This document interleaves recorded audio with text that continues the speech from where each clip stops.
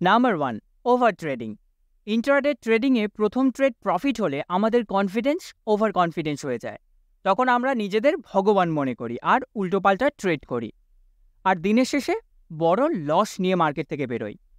আর প্রথম trade loss হলে loss recover করার জন্য আমরা ট্রেড করি এবং দিনের শেষে আরও বড় লস নিয়ে মার্কেট থেকে বেরোই।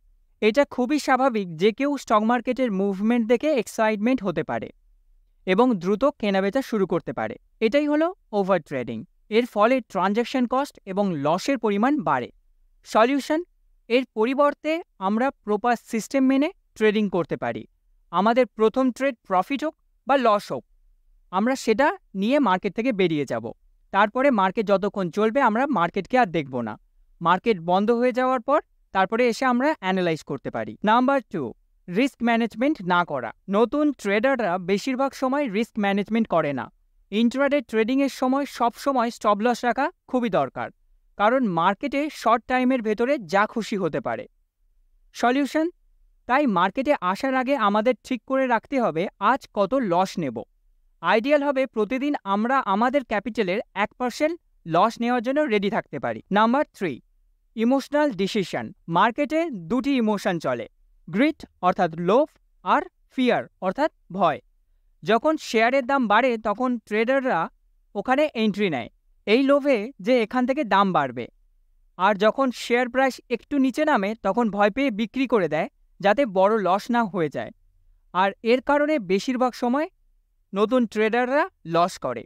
সলিউশন: এর পরিবর্তে আমরা একটা সিস্টেম মেনে ট্রেডিং করতে পারি। ট্রেডে এন্ট্রি নেওয়ার আগে আমরা ডিসাইড করব কোথায় গেলে আমরা বিক্রি করব, আর তার জন্য আমরা সবসময় এসএল ব্যবহার করব। আর এসএল অর্ডারটা আমরা আমাদের মাথায় রাখবো না, আমরা আগে সিস্টেমে দেব।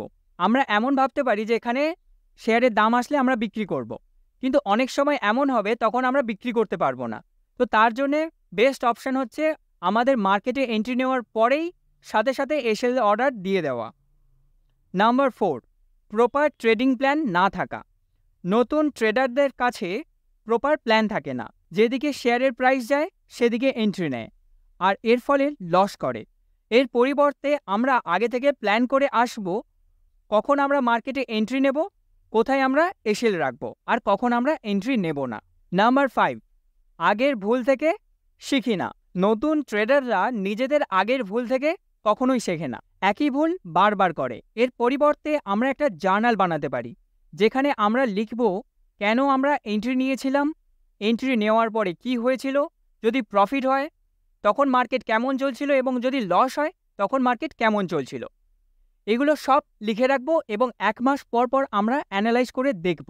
ভিডিওটি ভালো লাগলে অবশ্যই লাইক দেবেন এবং আগামী দিনের ভিডিও দেখার জন্য চ্যানেলটি সাবস্ক্রাইব করবেন এবং আপনার বন্ধুদের সাথে শেয়ার করবেন।